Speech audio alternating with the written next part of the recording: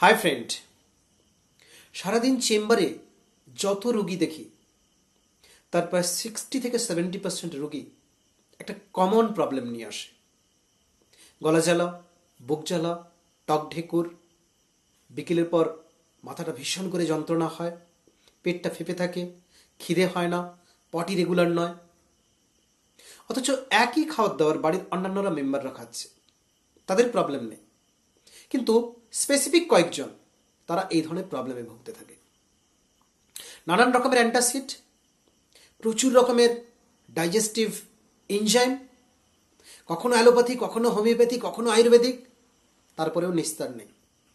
অবশেষে চিকিৎসার ওপরই তিতিবিরক্তি। আচ্ছা, কারণ কি? সত্যি কি কোনো মেজর স্ট্রাকচারাল চেঞ্জেস? সত্যি কি বড় কোনো ফিজিওলজিক্যাল চেঞ্জেস হয়েছে যার কারণে এই এত রকমের ডাইজেস্টিভ ডিসঅর্ডার? আমার অবজারভেশনে, আমার অ্যানালিসিসে, majority of the person they are suffering from depression. আমাদের ডাইজেস্টিভ ট্র্যাক্টের যে এন্ড পয়েন্ট, তাকে আমরা বলি আমাদের গাট সিস্টেম। আমাদের গাট সিস্টেম এবং আমাদের ব্রেন ভীষণ করে ইন্টারলিঙ্কড। আপনার যদি কখনো গাট সিস্টেম ভালো না থাকে, দেখবেন আপনার মুড ভালো নেই। আবার যদি কখনো দেখেন যে আপনার মুড খারাপ, আপনি কোনো রকম হতাশায় ভুগছেন, আপনি খুব দুশ্চিন্তায় ভুগছেন, উৎকণ্ঠায় ভুগছেন, দেখবেন অটোমেটিক আপনার গাট সিস্টেম ভালোভাবে কাজ করবে না। আর গাট সিস্টেম ভালোভাবে কাজ না করলে আপনার ডাইজেস্টিভ ডিসঅর্ডারের নানান প্রবলেম আসবে। তাহলে আপনি কি এই মুড়ির মতো অ্যান্টাসিড খেয়ে বিভিন্ন রকমের ডাইজেস্টিভ এনজাইম খেয়ে থেকে মুক্তি পাবেন? না, আপনাকে এর থেকে নিস্তার পেতে গেলে আপনার এই মাইন্ডটাকে ঠিক করতে হবে। আপনি ডিপ্রেশনকে দূর করুন, অটোমেটিক্যালি দেখবেন আপনি এই প্রবলেম থেকে নিস্তার পেয়ে গেছেন।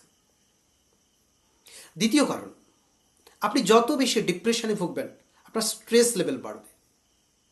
আর যত বেশি আপনার স্ট্রেস লেভেল বাড়বে, আমাদের শরীরে স্ট্রেস হরমোন কর্টিজল নামক একটা হরমোন সিক্রিশন বাড়বে।